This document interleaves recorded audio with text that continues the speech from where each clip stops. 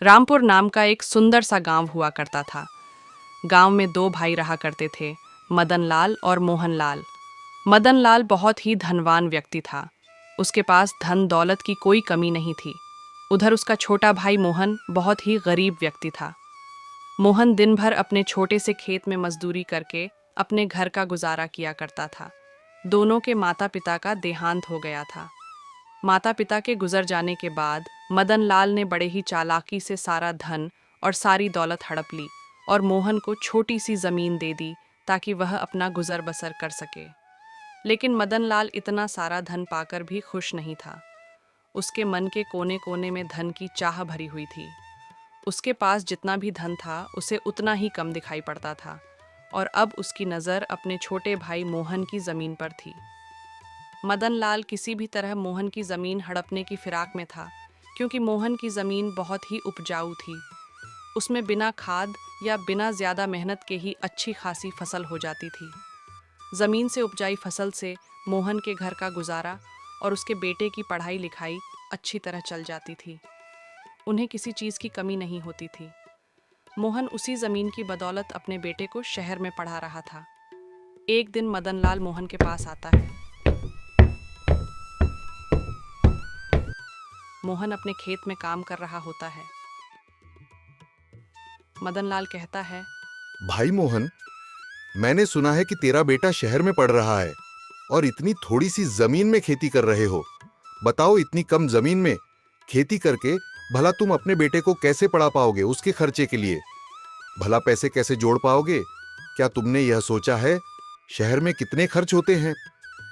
वो तो है भैया, आप बात तो ठीक ही कह रहे हैं, पर मैं कोई ना कोई इंतजाम तो कर ही लूंगा। अगर कोई इंतजाम नहीं हो पाया तो मैं सरकारी लोन ले लूंगा, लेकिन मैं अपने बेटे को पढ़ा लिखा कर बहुत बड़ा आदमी बनाऊंगा। उसे मैं अपनी तरह मजदूर नहीं बनने दूंगा, ताकि उसको मेरी तरह दर दर की ठोकर ना खानी पड़े। अरे मेरे छोटे भाई मोहन, कैसी बातें कर रहा है तू? मेरे होते हुए कहीं और जाकर पैसे क्यों मांगेगा और क्यों लोन लेगा? अभी तुम्हारा बड़ा भाई मदन लाल जिंदा है और जब तक मैं जिंदा हूं, मेरे होते हुए ऐसा कभी नहीं होगा कि तू कहीं और जाकर पैसे मांगे। आखिर मैं तेरे कब काम आऊंगा? भैया, आप कहना क्या चाहते हैं? मैं कुछ समझ नहीं पा रहा। मैं तो बस इतना चाहता हूं कि तू अपने बेटे की पढ़ाई के लिए मेरे होते हुए किसी और से क्यों पैसे मांगेगा? क्या तू मुझे अपना बड़ा भाई नहीं समझता? आखिर मैं तेरा बड़ा भाई हूं, मैं तेरी मदद करूंगा, मैं दूंगा तुझे पैसे। सुनिए भैया, मैंने आज तक कभी आपसे या किसी भी गांव वालों से किसी भी तरह का उधार नहीं मांगा है, तो अब मैं उधार कैसे ले सकता हूं? अरे नहीं नहीं, कोई बात नहीं। तुम मेरे छोटे भाई हो, तुम मुझसे पैसे ले सकते हो और बदले में तुम अपनी जमीन को मेरे पास गिरवी रख देना, जिस तरह बाकी गांव वाले अपनी जमीन मेरे पास गिरवी रखते हैं। भैया, मैं आपके पास अपना खेत गिरवी नहीं रख सकता। इसी खेत की बदौलत तो मैं अपने बेटे राजू को शहर में पढ़ा रहा हूं और मेरे घर का गुजारा का जरिया मात्र यही एक खेत है। इसलिए भैया, आप मुझे माफ कर देना। मैं आपको यह खेत नहीं दे सकता हूं और मुझे पूरा विश्वास है कि मैं इसी खेत से एक दिन अपने बेटे राजू को पढ़ा लिखा कर बड़ा आदमी बना दूंगा। मुझे माफ कर दीजिए भैया, मैं अपने खेत को गिरवी नहीं रख सकता। यह सुनते ही मदन लाल बहुत गुस्से में अपने घर वापस चला जाता है।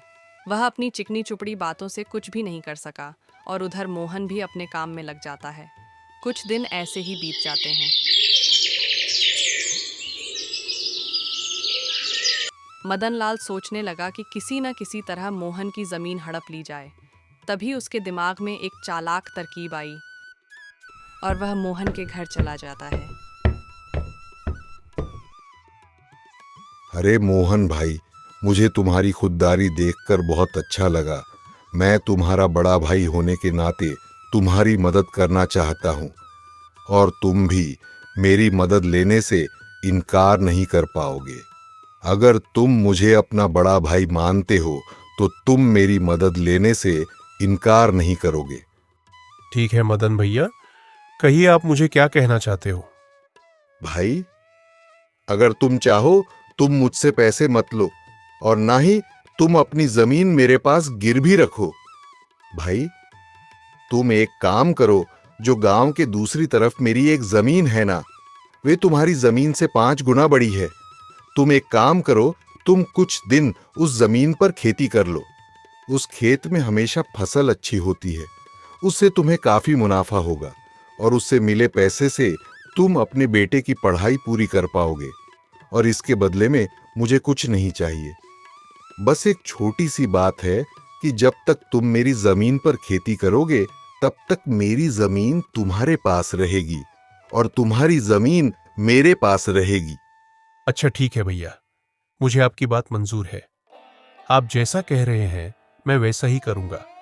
मैं आपकी जमीन पर इस बार खेती करूंगा।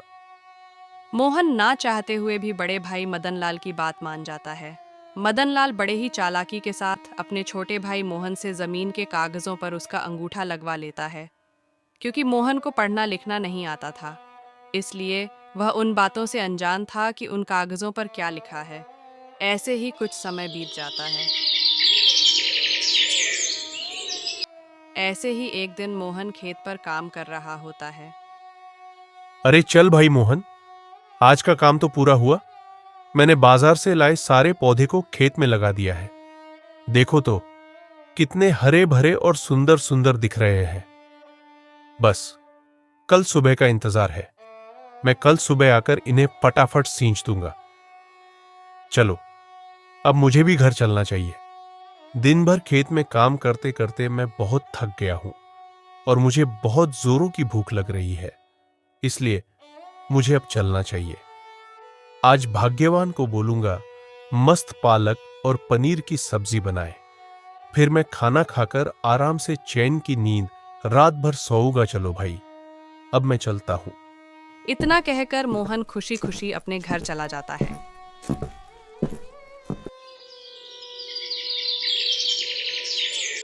अगले दिन सुबह सुबह जब मोहन अपनी खेत पर जाता है तो देखता है कि उसके सारे पौधे मर चुके थे। ये सब देखकर मोहन एकदम से हैरान हो जाता है।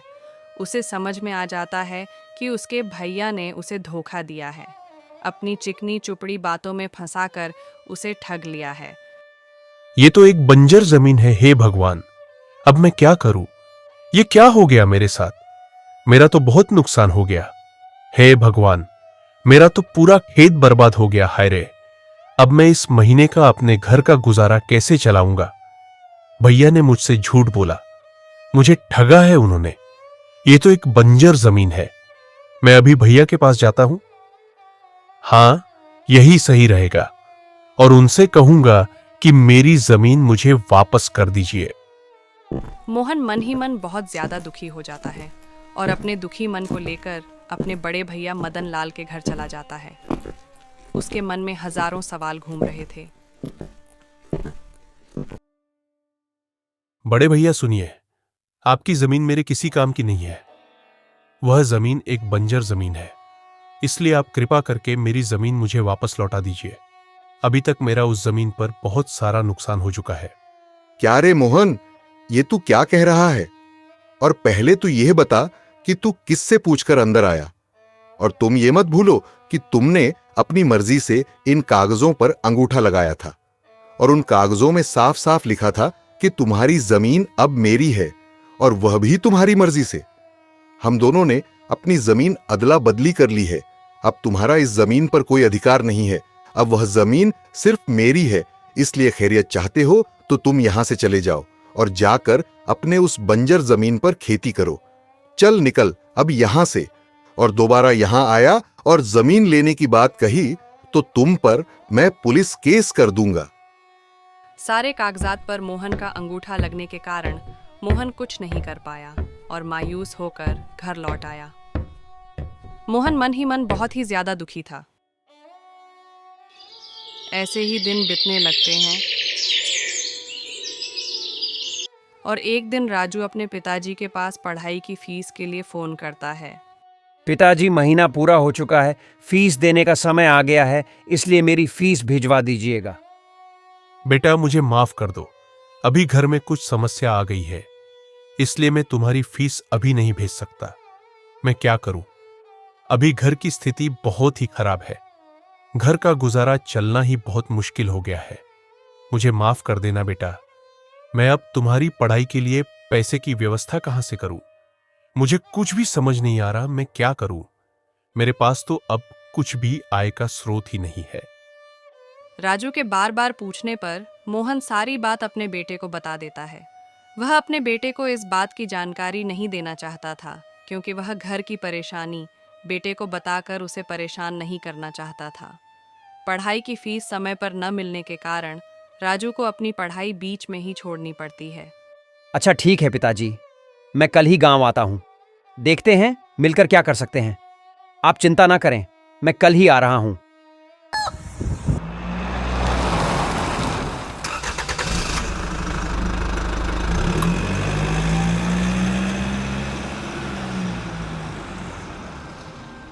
अरे वाह भाई वाह, यहां गांव की शुद्ध हवा और ये गांव का वातावरण, मजा ही आ गया। शहर में तो सिर्फ प्रदूषण ही प्रदूषण है। गांव का कितना शुद्ध वातावरण है भाई।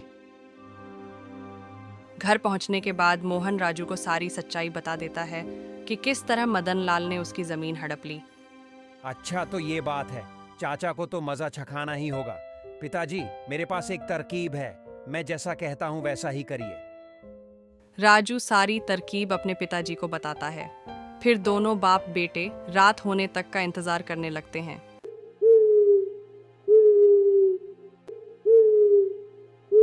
रात के 12 बज चुके थे। उस समय सारे गांव वाले सो रहे होते हैं कि तभी दोनों बाप बेटे एक एक घड़ा लेकर अपने घर से बाहर निकलते हैं और अपने खेत की ओर चल देते हैं।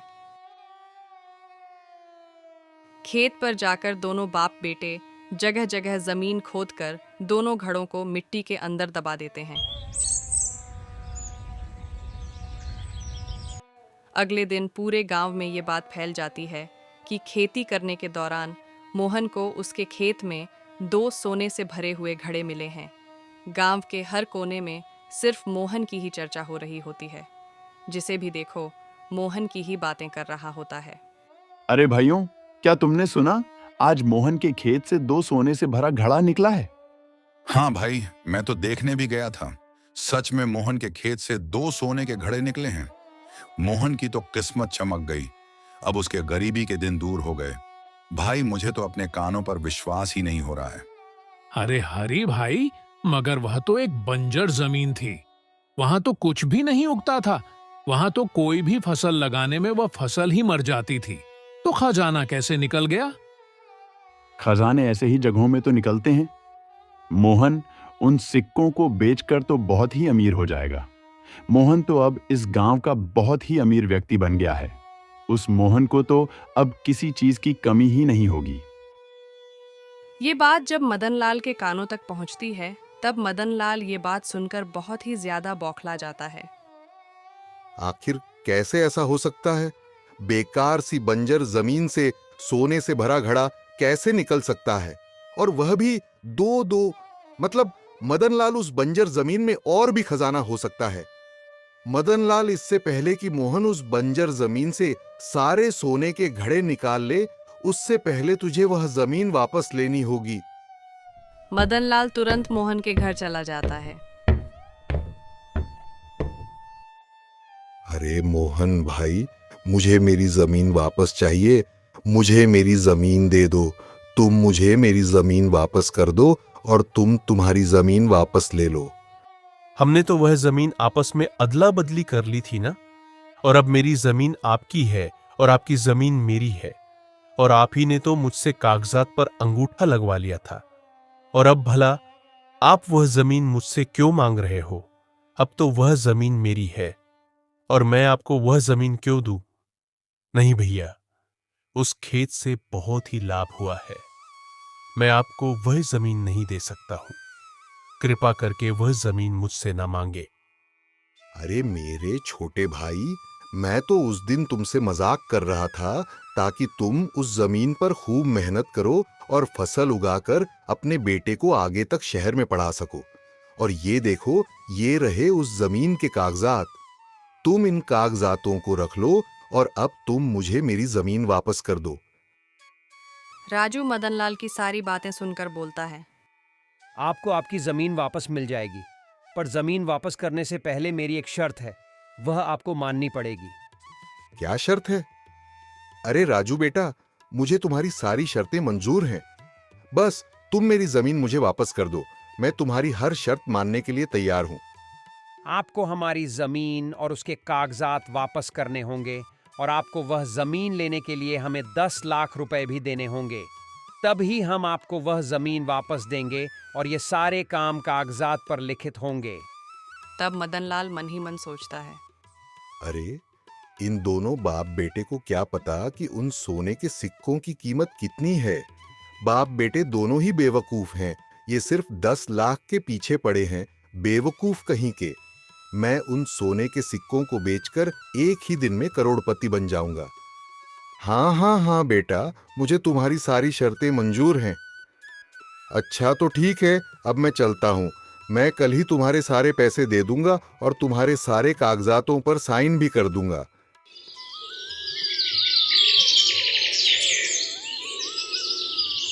अगले दिन मदनलाल सुबह सुबह ही मोहन के घर पहुंच जाता है और सारे कागजों पर साइन कर देता है। इसके साथ ही साथ मोहन को 10 लाख रुपए से भरा सूटकेस भी दे देता है। सारी प्रक्रिया पूरी हो जाने के बाद मदनलाल तुरंत ही अपने नौकर सुखिया को लेकर खेत पर पहुंच जाता है। सुनो सुखिया, पूरा खेत खोद डालो और मेरे लिए सोने का घड़ा जल्दी निकाल दो। ठीक है मालिक, मैं अभी सारे खेत को खोद डालता हूँ। सुखिया खेत की खुदाई करना शुरू कर देता है। धीरे धीरे करके वह पूरा खेत खोद डालता है, लेकिन उसे कुछ भी नहीं मिलता। यह देखकर मदनलाल बहुत ही चिंतित हो जाता है। सुखिया, देखो कुछ मिला क्या? नहीं मालिक, अभी तक तो कुछ भी नहीं मिला है। मैंने तो सारा खेत खोद दिया है। बेचारा मदनलाल अपने आप को कोसने लगता है। हे भगवान, ये क्या हो गया? मुझे तो कुछ भी नहीं मिला, न एक सोने का सिक्का भी नहीं मिला। मुझे तो उन बाप बेटों ने बहुत ही आसानी से मूर्ख बना दिया। साथ ही साथ जमीन के कागजात के साथ मेरे 10 लाख रुपए भी ले लिए मुझसे।